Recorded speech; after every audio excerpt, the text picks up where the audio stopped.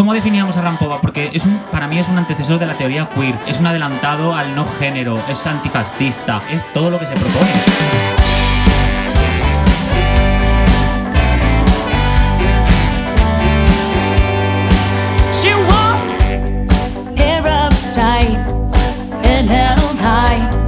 Looking so fine.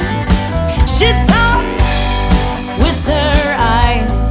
That's how it is every single night.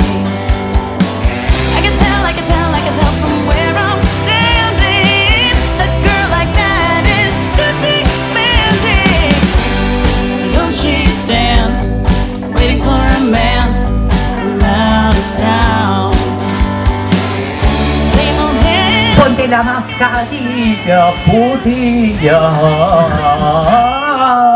Ponte la mascarilla, putilla, porque todo el año es carnaval.